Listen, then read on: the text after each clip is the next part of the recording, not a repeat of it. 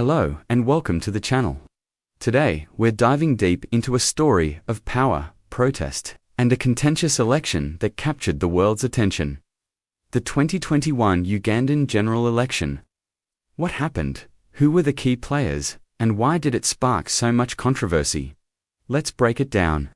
On January 14, 2021, Ugandans went to the polls to elect their president and members of parliament.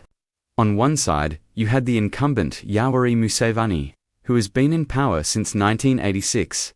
On the other, his main challenger, the pop star turned politician, Robert Kyagulanyi Ssentamu, famously known as Bobi Wine.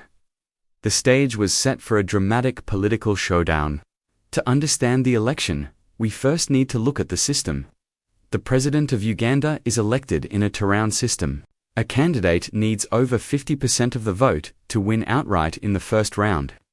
Interestingly, presidential term limits were removed back in 2005, allowing President Museveni to run for his sixth term. The parliament is a bit more complex, with 529 seats. Most are elected directly, but there are also seats reserved for women, the army, youth, elders, unions, and people with disabilities. This intricate system is overseen by the Electoral Commission of Uganda. 11 candidates were on the presidential ballot, but the real contest was between Museveni, representing the ruling National Resistance Movement, and Bobi Wine, leading the National Unity Platform. The campaign trail was anything but smooth. It was marked by significant tension and restrictions. Citing the COVID-19 pandemic, the government banned campaigning in several key districts, including the capital, Kampala. Critics, however, pointed out that these were opposition strongholds, suggesting the move was politically motivated. When asked what more he wanted to achieve after 35 years in power, Museveni spoke of African economic integration and changing what he called a culture of not working hard among Ugandans. The campaign period was particularly difficult for Bobi Wine and his supporters. He was arrested multiple times, with the authorities citing violations of COVID-19 protocols.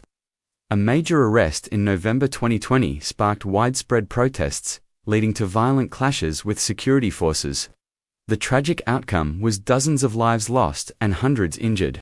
His party, the National Unity Platform, insisted these arrests were a deliberate attempt to suppress their campaign. Just before the election, Wine was arrested again and placed under house arrest, while many of his team members were jailed or went missing. As election day approached, the international community grew concerned. The European Union announced it wouldn't deploy an election observer mission, stating that its recommendations from the 2016 election had been ignored. Then, just a day before the vote, the United States also cancelled its observation mission, citing a lack of transparency. The situation escalated when, on the eve of the election, the Ugandan government ordered a nationwide internet shutdown. This came just after Facebook had removed a network of accounts linked to the government, which it said were engaged in inauthentic behavior.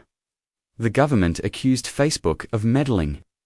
This internet blackout was widely condemned, with organizations like Amnesty International saying it was a clear attempt to silence observers, journalists, and the opposition. The election proceeded under this internet blackout. 2 days later, on January 16, the Electoral Commission declared Yoweri Museveni the winner, with nearly 59% of the vote, against Bobi Wine's 35%.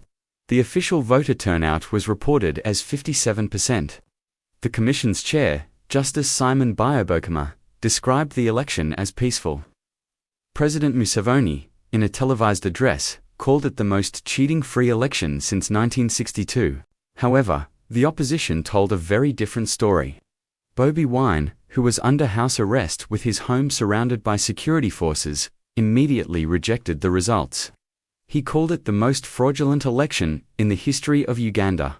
He claimed to have video evidence of ballot stuffing and other irregularities, which he promised to release once the internet was restored.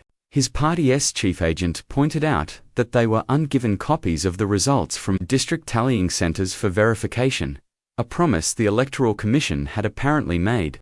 Adding to the skepticism, Reports emerged of 409 polling stations recording an improbable 100% voter turnout. Following the announcement, Bobi Wine's legal team filed a challenge in the Supreme Court, seeking to overturn the result. They claimed to have glaring evidence of widespread fraud, including ballot stuffing and voter intimidation. The legal battle was on, but the political and diplomatic fallout was just beginning. International reactions were split. Leaders from neighboring Tanzania and Kenya, along with Sudan's transitional head of state, congratulated Museveni on his victory. However, the Western response was far more critical. The U.S. State Department described the electoral process as fundamentally flawed and called for investigations into the irregularities and abuses of power. The European Union echoed these concerns, with the European Parliament passing a resolution stating the election was not democratic and condemning the CASIV's excessive force used by security forces. The resolution also highlighted the abduction and forced detention of hundreds of National Unity Platform supporters, a claim that was later substantiated. In the months that followed, the political atmosphere in Uganda remained tense. The internet was eventually restored, but the scars of the election period were deep. Bobi Wine eventually withdrew his Supreme Court petition, stating he had no confidence in the court's independence. President Museveni was sworn in for his sixth term in May 2021, extending his rule into its fourth decade. The 2021 Ugandan election serves as a powerful case study in the complexities of democracy, the role of technology in modern politics, and the enduring struggle between established power and new opposition movements. It raised critical questions about human rights, freedom of speech, and the integrity of the electoral process. Questions that continue to resonate not just in Uganda, but around the world. Thank you so much for watching. What are your thoughts on these events? Let me know in the comments below. If you found this video informative, please give it a thumbs up. And don't forget to subscribe and hit the notification bell for more deep dives into important global stories. See you next time.